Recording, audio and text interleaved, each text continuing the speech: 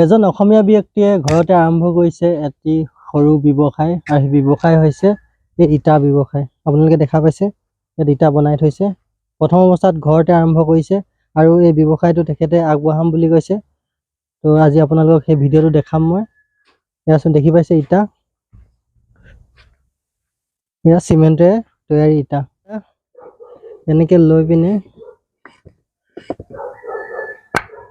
মাৰি চোৱা হয়।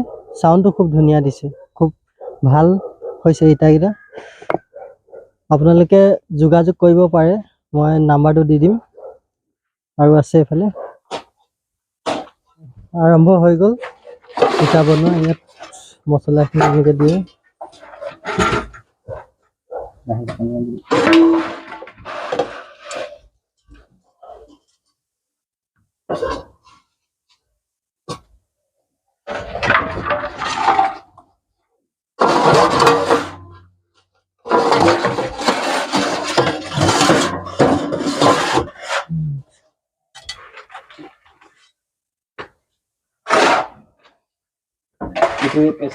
প্ৰেছাৰ দিয়ে, এইটোৱে প্ৰেছাৰ দিয়ে।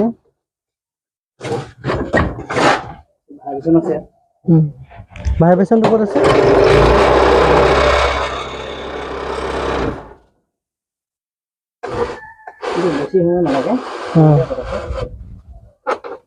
কেইমিনিট লাগে? 1 মিনিটো নালাগে। 1 মিনিটো নালাগিলে চক কেইটা ইটা হ'ল? 1 2 3 4টা। এনেকে দিনটোত বহুত ইটা বনাব পাৰে।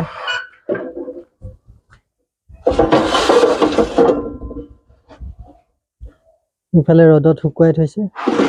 10 ছেকেণ্ডৰ কাম।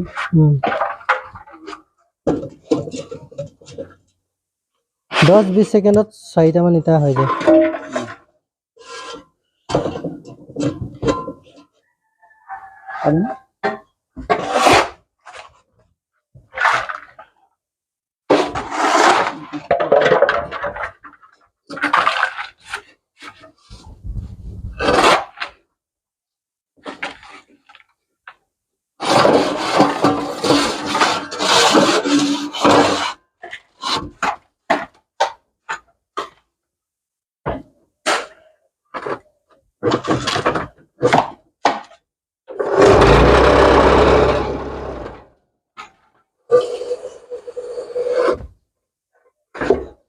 চাৰিটা ইটা।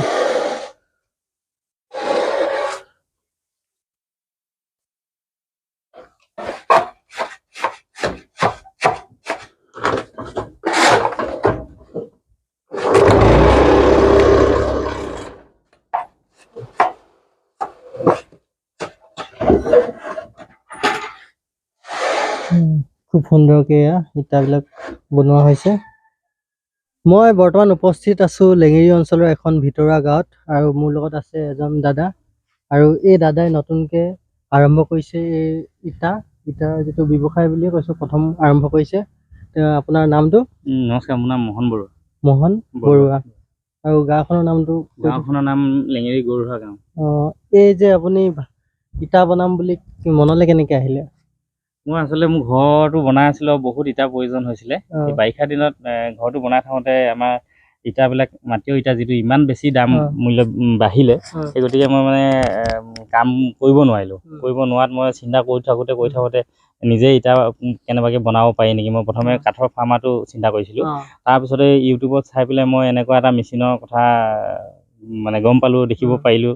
গতিকে সেই মেচিনটো মই মঙাই পেলাই এতিয়া মই বনোৱাত আৰম্ভ কৰিছোঁ। আৰু বনাই পেলাই যথেষ্টখিনি ইটা মই বনাব পাৰিছোঁ একেদিনাখনে। দেখিছে ইটা বনাইছে এদিনতে বহুতখিনি বনাব পাৰি। আৰু মানুহ 3জনমান দৰকাৰ হ'লে মানে তাৰমানে বহুত বেছি বনাব পাৰি। আৰু মিক্সাৰ মেচিনটো মই এতিয়ালৈকে অনা নাই। যদি মিক্সাৰ মেচিনটো আনো নহয়, তেতিয়া মই হয়তো 1500 মান একেদিনাখনে ইটা বনাব পাৰিম। আৰু এইটো ইটা যথেষ্টখিনি মানে ভাল লাগিছে, আপুনি চাব পাৰে। কোৱালিটি মানে এইটো চাউণ্ডটোতে কয়, একদম ধৰি লওক লোহা লিখা মাত দিছে। ধুনীয়া চাউণ্ড এটা আহিছে আৰু টান হৈছে। আৰু মই মানে ঘৰত লগোৱা উপৰিও ব্যৱসায় ভিত্তিত ধৰি লওক গাঁৱৰ ৰাইজেও মানে নিব পাৰিব। তাৰ কাৰণে কোনোবাই যদি বিচাৰে বোলে নিম বুলি ভাবে, তেন্তে মই কণ্টেক্ট নাম্বাৰটো দি দিম, আপোনালোকে যোগাযোগ কৰিব পাৰে। আৰু এড্ৰেছটো বাৰু ক'লে এই মেচিনটো ক'ৰ পৰা আনিলে? এই মেচিনটো মই গুৱাহাটীৰ পৰা মগাইছোঁ। গুৱাহাটীৰ পৰা কিহত মানে আনিলে? চুপাৰতে নহয় পঠিয়াই হেৰি প্ৰথমতে মই অৰ্ডাৰ দিয়াটো ফোনতে অৰ্ডাৰ দিলোঁ। ফোনত অৰ্ডাৰ দিছিলোঁ।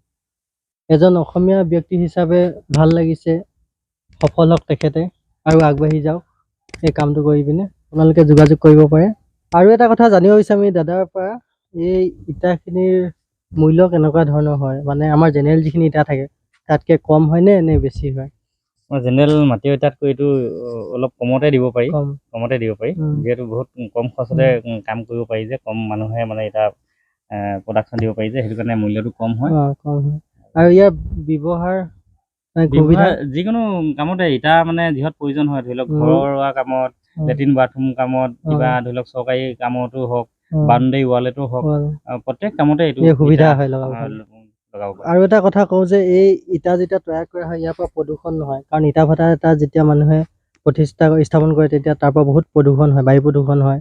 আৰু এই যেতিয়া ইটা বনোৱা হয় ইয়াত প্ৰদূষণ নহয়, আৰু য'তে ত'তে মাটি খন্দা নহয়। এইটো মাটি দৰকাৰেই নহয় তেনেকৈ, এইটো লাগে চিমেণ্ট, কেঁচা ষ্টন আৰু শিলগুটি। ভিডিঅ'টো ফেচবুকত চাই আছে তেন্তে ফ'ল' কৰি দিব, আৰু যদি ইউটিউবত চাই আছে তেন্তে ছাবস্ক্ৰাইব এটা কৰি দিব।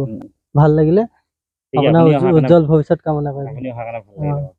ভিডিঅ'টো যদি চাই আপোনালোকে ভাল পালে তেন্তে শ্বেয়াৰ কৰি দিব, লাইক কৰি দিব আৰু কমেণ্ট এটা কৰিব আকৌ।